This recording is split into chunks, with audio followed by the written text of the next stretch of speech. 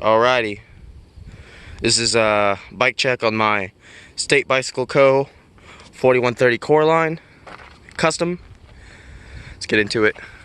At the front, the cockpit, Originate Urban Pro Rise handlebars, attached to a cheap Uno stem. It's like $16. It's nothing fancy or special really. It's just kind of a placeholder for now. As far as the grips, Mike Hoder S&M BMX grips. Really nice, really grippy, really solid. Headset, FSA Orbit MX1 headset and top cap.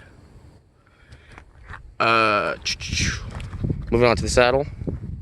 Got a Brooks Cambium C17 all-weather version. You see it's got some scratches on it.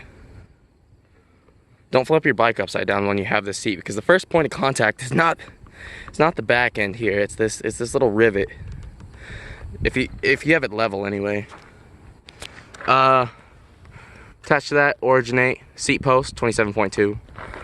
My saddlebag is a turban. I don't know how to say it. It's a turban saddlebag. It's green. It's waterproof canvas and it has this nice little twisting latch mechanism here.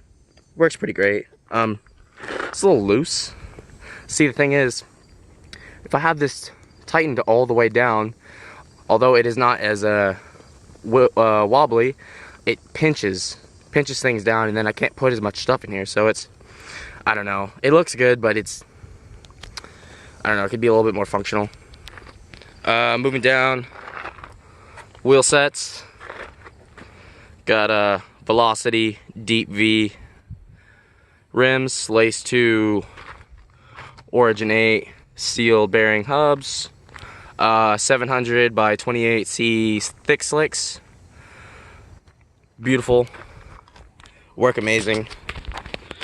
As far as the drivetrain goes, got a Sugino 75 170mm FSA Pro Track 49 tooth chainring, gold KMC chain, Originate 17 tooth cog and lock ring. So I mean, it's a 49-17 ratio. Works pretty well. Bottom bracket is the Sugino 75 sealed cartridge bottom bracket, so it is the correct. I'm not using some different bottom bracket. This is the $100 Sugino 75 bottom bracket that apparently is absolutely necessary for these cranks. But as far as the pedals go, again, BMX component, Colt Dakota Roche Pro model BMX pedal with hold fast straps.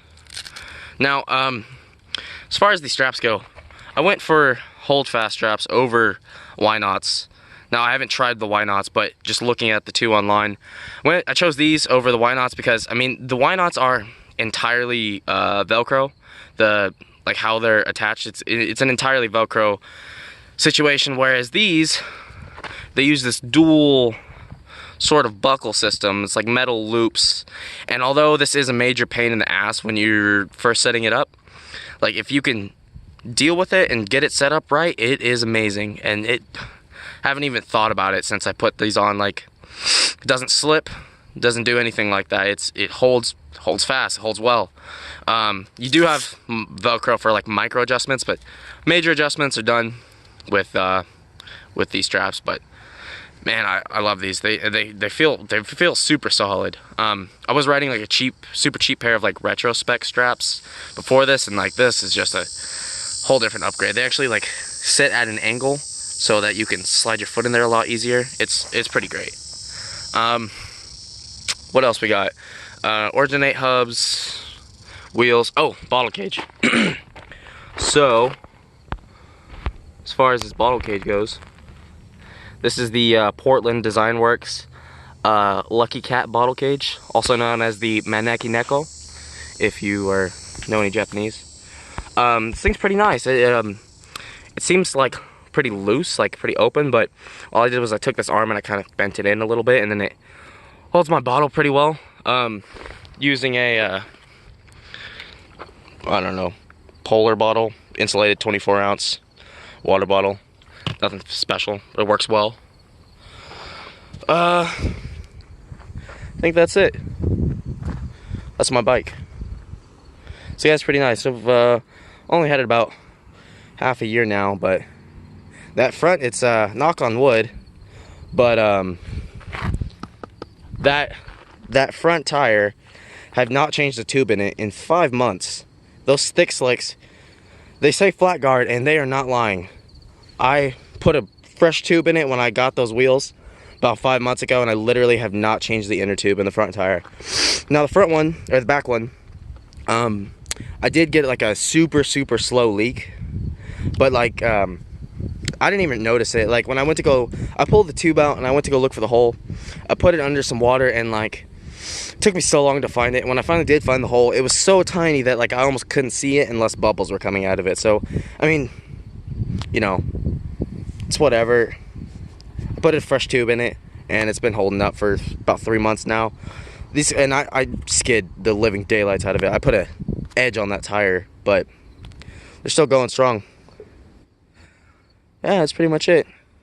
This is my bike. Feel free to leave a comment if I did something wrong or you think my bike's a little trashy. I kind of went for like a all black with like military style. I don't know. I was a little salty when I got these holdfast straps. The olive on these is really dull as opposed to on my pedals and my grips. And my seat bag isn't exactly matching, but I mean, it's a little bit closer in color. I don't know. Got a little tiny Schwinn light so I don't die. I don't get run over while I'm riding at night. That's basically it. I will talk about the rear spacing on these dropouts. Now the chain tensioners work well, but